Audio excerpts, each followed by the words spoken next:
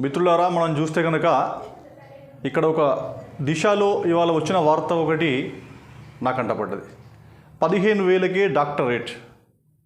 ఒక డాక్టరేట్ రావాలంటే సమాజంలో విభిన్న రంగాల్లో కృషి చేసి ఒక 20-30 సంవత్సరాలు సమాజంలో అన్ని రకాల ప్రజలతో మమేకమై, లేదా యూనివర్సిటీలలో ఒక 30 సంవత్సరాలు కష్టపడితే వచ్చే డాక్టరేట్, దాని విలువ ఇప్పుడు 15,000కే డాక్టరేట్స్ ఇస్తున్నారు.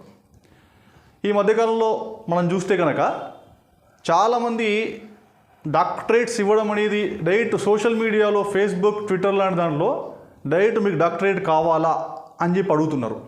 చాలా ఆశ్చర్యం. ఈ విషయం తెలియక మేము 30 ఏళ్ళు కష్టపడ్డాం. మొన్న ఒక ఆయన నాకు తెలిసిన వ్యక్తి అన్న పేపర్లో పేరు వచ్చింది ఆయనది, డాక్టర్ పలానా అని. అరే ఈయన డాక్టరేట్ ఎప్పుడు చేసిండు అని అడిగితే నాకు చెన్నైలో ఇచ్చిల్లన్నా అని ఒక అన్నాడు, నాకు ఢిల్లీలో ఇచ్చిండన్నా.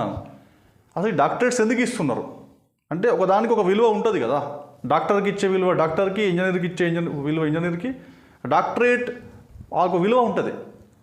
అట్లా ఏం లేకుండా నాకు తెలిసిన వ్యక్తి ఆయన డాక్టరేట్ వచ్చిందని చెప్పిండు. ఆయన ఏ రంగంలో కృషి చేసిండో ఆయనకు తెలియదు. అయితే ఆయన పిల్లం మొగళ్ళ పంచాయతీ, పోలీస్ స్టేషన్ల పంచాయతీలు చేసుకుంటా, అంతకంటే ముందు గుడంబ గాచి ప్రజల ఆరోగ్యాలను కాపాడిన వ్యక్తి. ఆయన ఒక సంవత్సరం ముందు సామాజికవేత్తగా మారి సంవత్సరం తర్వాత డాక్టరేట్ అయ్యిండు.